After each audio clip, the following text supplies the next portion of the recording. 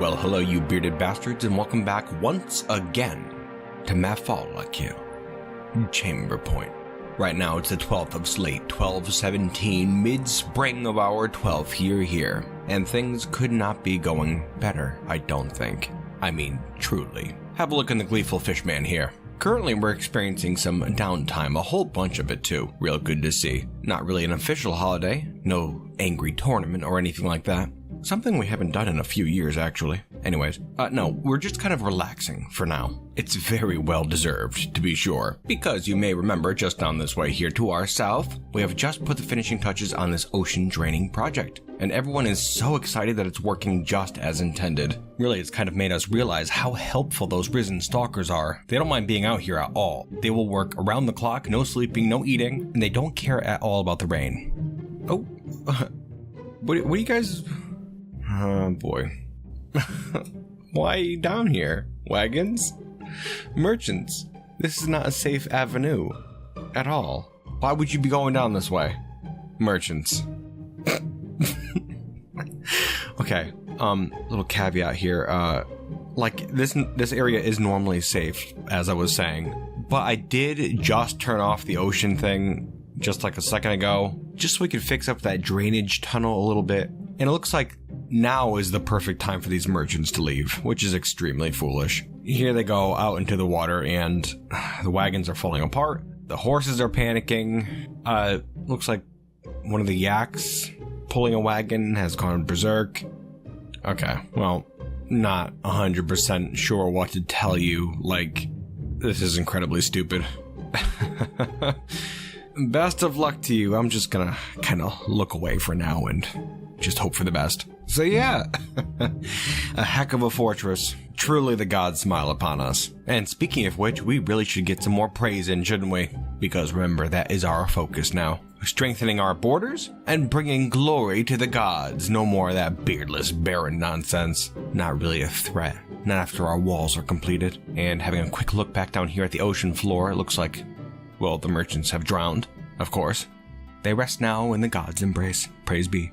And now looking over this way, in this patch of woodland within our walls, you can see a fair number of statues going up. I figured this would be a great way to praise the gods. They're all made of limestone, nothing too fancy, but we have a lot of it, and we're going to need a ton of it, because we're going to want to just keep pumping out these statues as much as we can. Having a closer look, you can see that these statues here are limestone statues of dwarves. The dwarf is praying, the dwarf is also weeping, and the dwarf is screaming. These here are intended to show supplicants to the gods that we praise, deep in the throes of religious fervor. Praying, weeping, screaming, each one a small sign of thanks and just a mote of glory to the gods who have watched over us. Praise be to the gods. Yeah, I think it'd be pretty cool if we could just fill up the entire area with these statues here. Gonna take a bit of doing, but we'll just keep trucking away at it. Actually, again, back to the subject of our risen stalkers. I'm thinking we could really technically just lock a couple of them down in the mines and just force them to mine all the time. They don't care. It would take them a little bit longer than a normal dwarf to get it done. But again, it takes no resources, and it brings glory to the gods. We'll put some thought into it. Well, now would you have a look here? A new wave of migrants. Wonderful, just wonderful. Welcome to Matfolakil, my friends. If you're looking to serve the gods, then you're in the right place. Please come in, join in our glory. It's good to see word of our work is spreading. Soon, Matfolakil will be much stronger than any of the surrounding fortresses. Stronger still than that beardless baron, I'm sure. It's just gonna take some time. We're not focusing on the Baron's antics quite yet, but in the future I'm sure it's something we'll have to worry about. But for now we can bide our time just fine.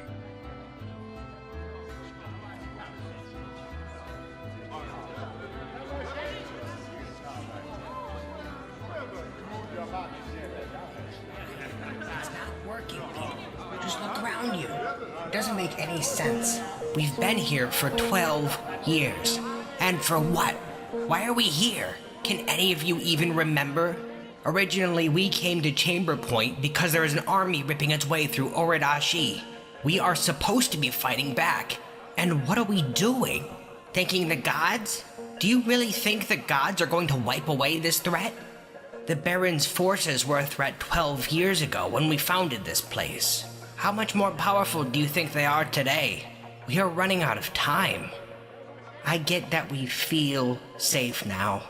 I get that. But we aren't, though. Not at all.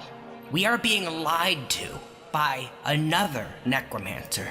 Do you think Twistbeard cares about you? I don't think so. No, I don't think so at all. I doubt he even cares about the gods. This whole pious display he's putting on is a way to manipulate you. We've all been lulled into a false sense of security. Our spirit has been sapped away. Look around you. What is this place? When we set out to found Chamberpoint, our only goal was to fight for Oridashi. And who do you think it is who took that goal from our minds? The one who convinced us that there's no threat worth worrying about. It's someone we trusted, someone we put in control. Udil, the manipulator. But it's time we stop playing necromancer games. It's time we get serious and start fighting back. It's time we get rid of...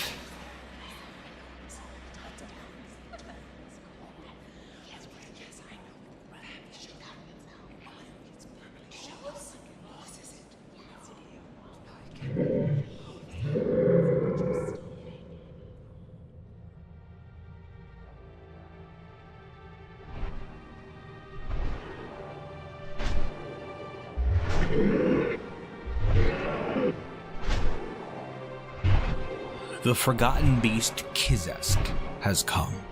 A huge, eyeless rhinoceros. It has thin wings of stretched skin and it belches and croaks. Its peach hair is long and wavy. Beware, it's deadly dust. Well, I'm gonna tell you what. What we have here is some extremely bad news. Kizesk here is a rhinoceros forgotten beast. An enormous forgotten beast, that is. An enormous, powerful forgotten beast with deadly dust, which is very, very dangerous. And worse still is the fact that it can fly. You can see right now it's swooping through the caverns. Now, normally that wouldn't be a big deal. We've had a bunch of forgotten beasts pop up, and normally they just stay down in the mines, but this is a little bit different right here, actually. Kizesk is swooping through the mines, and I'm not sure if you recall how our mines are set up exactly, but this big bastard can swoop right in. We have a bit of an open concept thing going on, and, well, as you can see, the thing is in our mine level right now. We paused the game, but we don't have much time right now. This rhino is very fast, and normally we could construct a wall real quick or something, but I don't think we even have time for that, frankly. Normally we have a door up here that blocks up the mines. Just a chintzy thing, but we could reinforce it if there was danger. But as you can see here, the door is currently wedged open. It looks like there's some hamster remains kind of like blocking the door somehow, so I mean, it can't close. Open door, nothing to be done about that. And so that being the case, we have ordered all the dwarves to come down here into the Gleeful Fishman, where they're now assembling. What the plan is now, not too sure, to be frank. Though something we could certainly do, something I haven't mentioned yet actually, is that we have some warriors, risen stalkers, all of them. Yes, we have 2 squads now, the Green Eyes and the Godborn. Now the Godborn, there are 10 of them, are all risen stalkers, and they've been training for a while actually since we did that ceremony, just haven't mentioned them yet. Kind of a shame, especially now because our fate seems to be resting on their shoulders. That beast has deadly dust, which to a living dwarf would be deadly, but I don't think it'll have much effect on these guys at all. Fortuitous, because I'm sure they're going to get more than a little dusty. They look to be prepared and they are now heading into combat. Good luck out there. Looks like we have some combat already down here in the mines. Kizest, of course, fighting with some animal. Not too sure what this is. You can see that dust it's throwing out all over the place, coating every surface with this deadly dust. This dust here can carry a number of effects. No telling what it'll do to our dwarves. Maybe nothing, or possibly something awful. Looking up here, all the dwarves have crammed themselves into the gleeful fishman, and unfortunately it looks like we can't lock the doors. One of the doors being wedged open by some hamster remains, once again. Well, we have to hang tight in here for now, dwarves. Not much else to do. It's going to be fine though, no worries. Remember, the gods are smiling upon us. We are the chosen ones. We are to free this world through our faith.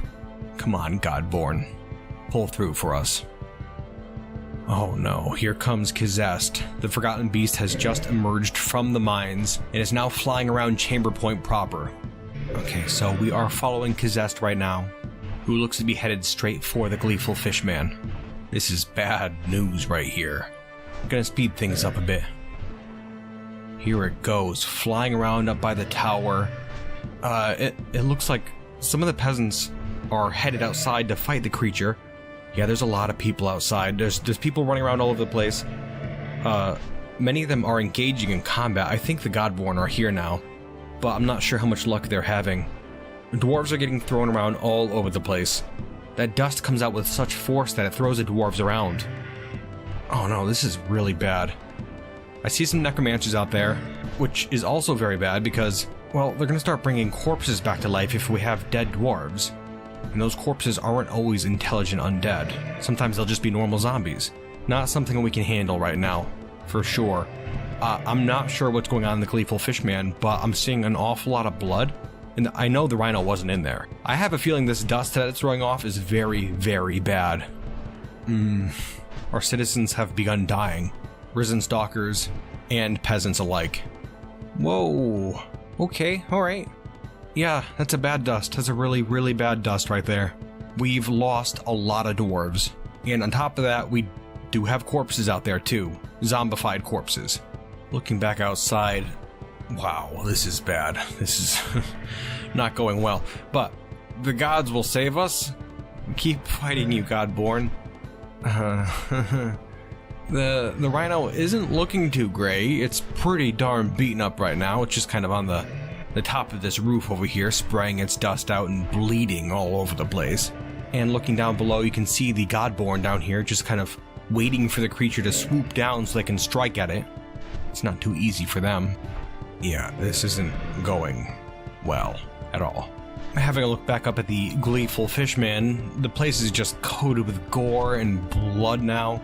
Oh, and I'm just noticing the terrible number of zombies in here. There's a lot, an awful lot.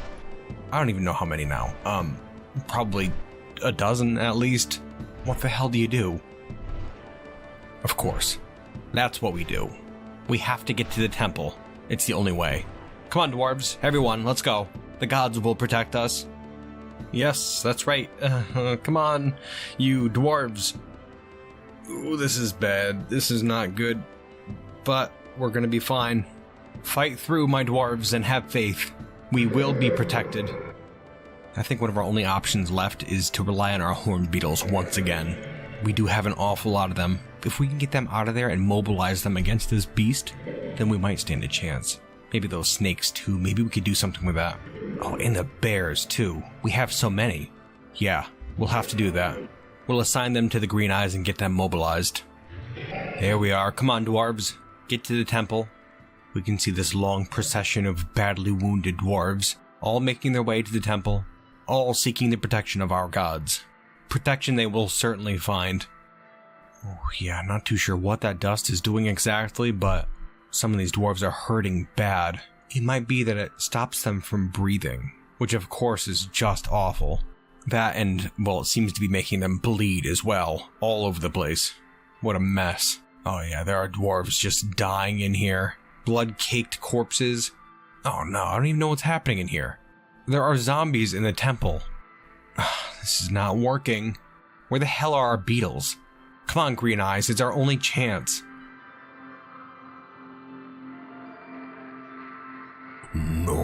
can this be? We are favored by the gods, by the laws of Lorsith. Have we been forsaken? My people, our quest, gone so fast. I lived 1,000 years on Oridashi, and I will be damned if this place takes me down. I will rise and I will meet this challenge of the gods. Fate is on my side. Ted, let me explain. I don't think you understand. It is abhorrent to seek power over other people. Truly, Ted.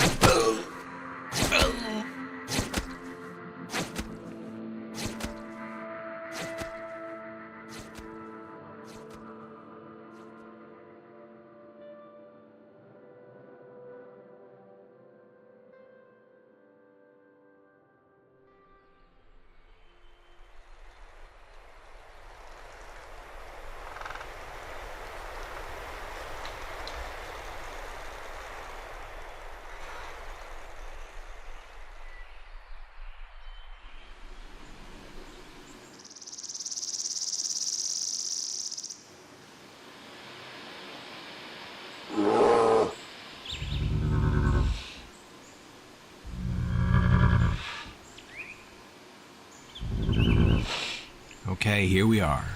Just outside Chamberpoint, we're all assembled, and I think we're ready to go at this point.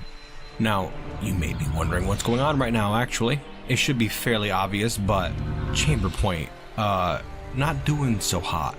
Honestly, really wasn't doing so well before that Rhino attack, but when Kizest showed up, that was the final nail. The fortress is gone. There's no saving it now. And so we have a handful of people here who have left the place and are gonna set out on their own. And of course, we've also grabbed some things on the way out as well, including a number of horn beetles, war-trained of course, war-trained grizzly bears, and a couple of giant rattlesnakes as well. All can be used as mounts. We're going to get those divvied up. We should have mounts for everyone. Oh, and right, of course we have our mule as well, Kogan's faithful sidekick. Of course it's coming along. Now, we were just about to head out, but actually interestingly, it looks like we have a black bear person right over here. I'm not sure what the deal is with them. All the bear people died a while back. Some of them were kicked out, and by the looks of this one here, well, I assume they were kicked out as well. They're currently enraged. But, I don't know, maybe they can come along with us? Could be handy, right? Yeah, we'll call out to them, what the hell. Hey, Amiva? Well, it's good to see you again. Oh, Ted, how's it going? Well, I guess I didn't realize Ted knew this bear person so well. Hey, you wanna come with us? We're out of here. I've kinda got my own thing going on out here. Well, that's a damn shame. Suit yourself. Goodbye. Goodbye, my friend. Alright, so that's that. Worth a try, right? Now then, time to split up these mounts here. Who's gonna want what? No fighting. Now, really not too sure where we're headed. Away from Chamberpoint, that's for sure. And you know what? It would probably be best if we didn't get anywhere near Scorch Fountain. Especially seeing as how they know about Chamberpoint. There's going to be troops up in this area, and that could certainly get a bit dicey, especially for our tiny group here. Well, you know, I think actually the first thing we should address is our goal. What is our goal? And that, my friends, I think, has been made clear for us. Oridashi is a place of strife, a place of war. This is a world forged in the fires of conflict and quenched in crimson blood. And as we addressed earlier, who are the ones pulling the strings? The ones who benefit the most from this constant state of war? The necromancers, of course. They're the ones leading armies and nations into war. We've seen it with the Beardless Baron and now with Udio. That's what they do. They use these conniving tricks to round everyone up and get them on their side, and then do whatever the hell they want with them. But that's enough. No more. No more necromancers. Their time is over. Now, we have to start fighting back. And apparently we can't do so in grand fashion, lest a necromancer pops up and starts twisting words and currying favors with the masses, gets elected into a position of power, and then we have to do this whole song and dance over again. And so that's why we're just going to be focusing on this tiny group right here, as they begin their quest to rid this world of necromancy, and eventually the Beardless Baron himself, Moldath. But yes, the task at hand we need to find a place of our own. And you know what? We checked the map, and over to the west, there is a promising looking location. The Incinerated Towers. A small outcropping of mountain. Barely a mountain at all, really. But in it is a pair of volcanoes. They're named the Azure Ash and the Cyclopean Rag.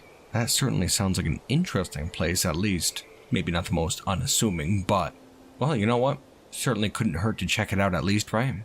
And while we do, I suppose we can have a quick overview of our group here. It is a sorted group, we'll say. 7 members. It's sort of led by Ted, the Testri's warrior, but we already knew that. Aside from her, we have 2 dwarves, Rimtar and Dodak, Fishface. We have 3 Gorlaks, Kogan, of course, as well as Saxel and Lore, who really hated Chamberpoint.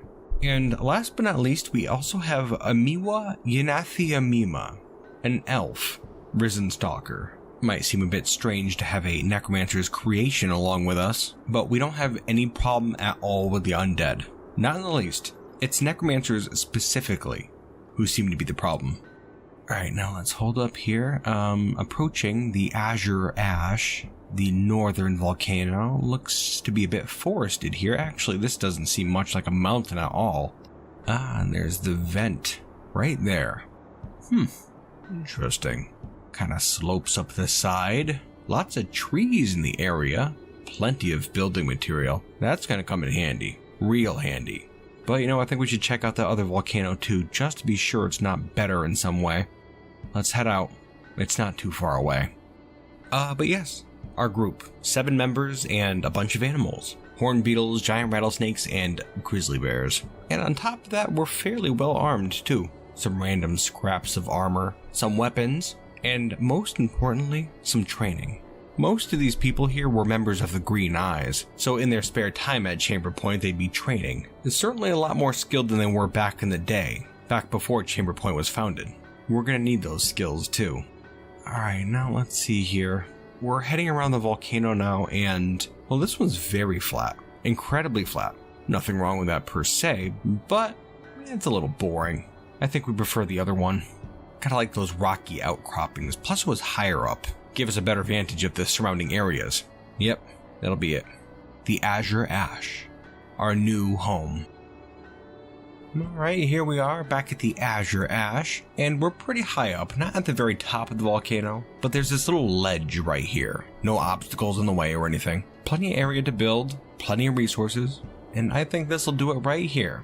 If we have a look over this way here, just to the east, you can see the lip of the volcano. Scalding hot lava is just below us right here. Dangerous, of course, but oh so invigorating. And then if we turn around and take a quick walk up here, we have the summit of the Incinerated Towers. This will act as a nice lookout area, and also a wind break. It does get pretty windy up here. I suppose that's not too surprising though. Anywho, what do you say, people? It's gonna be night soon, but I think we should get to work. Unfortunately, we don't have an axe or anything, so we're gonna have to make one. Shouldn't be a big deal though, I don't imagine. Just gotta find a couple of rocks, a branch, and there we go, an axe. After that, we're gonna start clear cutting this mountainside here. We're gonna need plenty of trees. Not too sure what we're gonna do for a base. Maybe more of a compound-like area. We'll start out with a couple structures, real small first. Just the necessities. And we'll see where we go from there. Now, I can't help but notice that over to our west is a rather sizable tower. Only just now noticing it. It's strange that it's to the west. As it is, we're really far out here, deep in the Elflands. I didn't think there was much necromancer activity out here, but it certainly looks to be the case. Frightening. I think we have our first target. Of course, don't want to get too ahead of ourselves. Gotta focus on making our home first. Let's hold up here. Concerning. We just spent most of the night cutting down trees, and just now I happened to see that Rimtar coughed up some blood, and I'm not too sure why that would be. Nothing happened. There were no accidents or combat or anything. Just seems to have coughed up some blood. Not a good sign. I get fed up sometimes. Well, it doesn't really explain anything, does it? We'll keep an eye on it, I suppose, but there's not much we can do about that. Just really hoping it's not his old wounds catching up with him.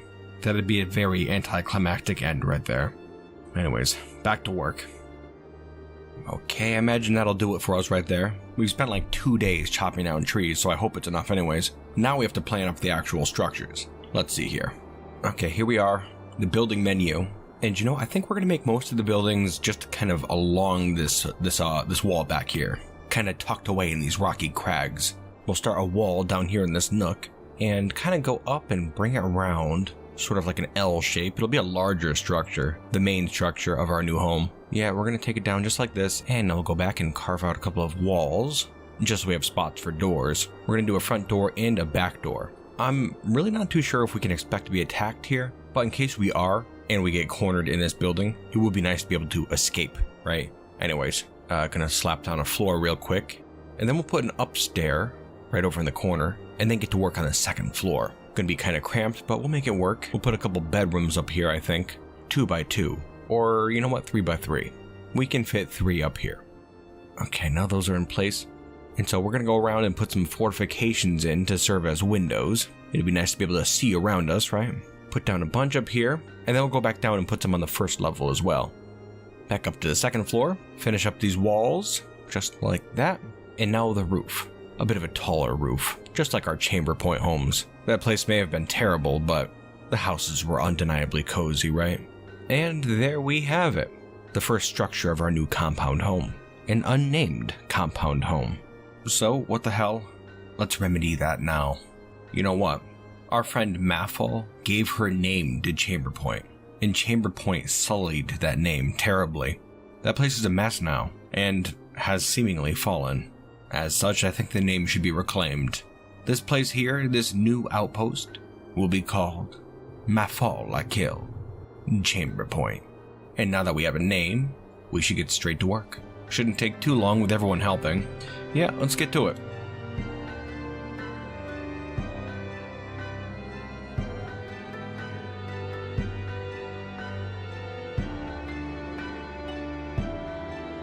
And there we have it. Only took a couple days, really. Now granted, the structure is not yet finished. Still need furniture, of course. We're gonna have to come up with a carpenter's workshop. We'll need tables, chairs, beds, doors, all kinds of stuff if we want to call this place home. But yeah, we have plenty of resources in this area. Not a concern, really. However, the gravity of our situation, I believe, is starting to come into focus. This quest will not be an easy one, and it could well be that we are sorely underestimating the task. In fact, I'm sure we are. Though if we don't do something, then nothing will be done. We'll scout out that western tower soon, maybe in a week or so, after we get this place settled. And after that, maybe we can scour the countryside, the forests, the northern tundras. There are towers out there all over the place, I'm sure. Other dangers too. But if we don't at least try to quell these threats, then nothing can get done. It's up to us. And I'd say we're in fairly high spirits. And one day we will take down that beardless Baron, Moldaf.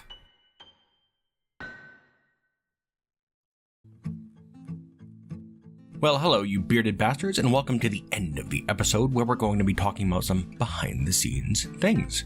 And wow, do I have a lot to unpack for you. I'm sure there are a load of questions floating around out there, and I hope to address at least some of them. Okay, so at the start of this episode, things were going pretty fine. You know, doing the whole religious fanatic thing over in Chamberpoint. And boom, Forgotten Beast. The thing pops up, it has wings, and you know what, something I'd like to note is, well, we had a beast with wings before, earlier in this series. Three-eyed snake, something, with wings of stretched skin. But it didn't fly. I was really concerned that that one would fly up into our fortress because, well, as you saw, the mines are pretty much open. But that one didn't, and I do not know why. It just kind of crawled around on the ground. That's something I've seen before, too, with like blob Forgotten Beasts. If they have wings, then they won't fly. Not too sure. Anyways, this rhino had no problem flying. Came right up into the fortress. As you saw, that one door was held open by a hamster corpse. And so it went up through the mines, no problem at all. At that point, I'm like, what the hell do you do? You know, we don't really have a military. The thing's got dust. And so if I sent in the green eyes at that point, they would have been murdered. Most likely, anyways. That dust doesn't just impart an effect on your dwarves, it also throws them around. And so it's pretty bad news. I figured that those undead there would do a lot better, honestly, but no, I guess not. To be fair, they did fight back against the rhino well enough, and eventually did kill it, too. That just wasn't shown. but that didn't really matter. The damage was done. You saw how many people died. All those corpses all over the place, all that blood, all that gore. We could have come back. We could have. But that would have been a long building process. Gotta clean up all that mess. Gotta fight off those sieges. It would never have been as good as it was. And really, to be fair, Chamberpoint really wasn't ever that great of a fortress. I mean, come on. Let's not lie to ourselves. And so I figured, what the hell? Let's cut and run. We still have a bunch of our adventurers there, so let's take them and hit the road, which is what we did.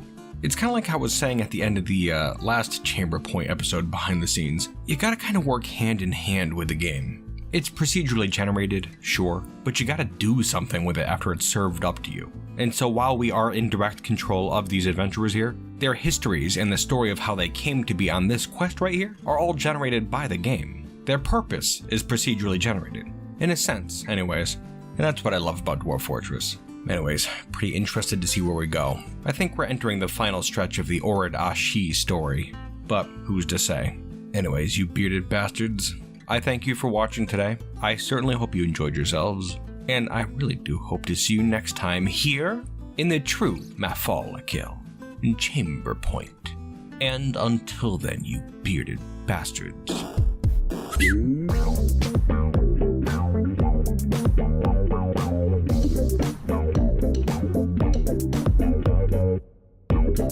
you.